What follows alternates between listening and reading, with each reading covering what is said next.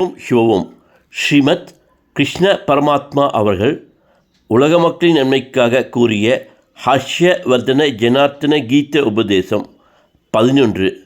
தலைப்பு யோகா. யோகா என்பது மனதையும் உடலையும் மற்றும் ஆன்மாவையும் ஆள்வது அல்லது அடக்கி ஆள்வது அல்லது சீர்படுத்துவது அல்லது ஒருநிலைப்படுத்துவது ஆகும். இதுவும் சாந்த நிலையின் ஒரு நிலை என்றே கருதப்படுகிறது. இதில் முக்கியமாக நாம் உணர வேண்டியது என்னவென்றால், ஆன்மாவான பிரதிரூபமான சுவாச மூச்சு என்ற பிராணத்தையும் இது அடக்கி ஆகிறது என்பதையும் புரிந்து கொள்ளுதல் வேண்டும். நன்றி. ஸ்ரீமத் கிருஷ்ண பரமாத்மா அவர்கள் உலக மக்களின் நன்மைக்காக CN ஆனந்த் என்று அழைக்கப்பட்டவருக்கு கர்மானந்த யோக மகர்ஷி என்ற பெயர் சூட்டி அவரிடம் கூறிய ஹர்ஷவர்தன ஜனார்த்தன கீத உபதேசமாகும். நன்றி.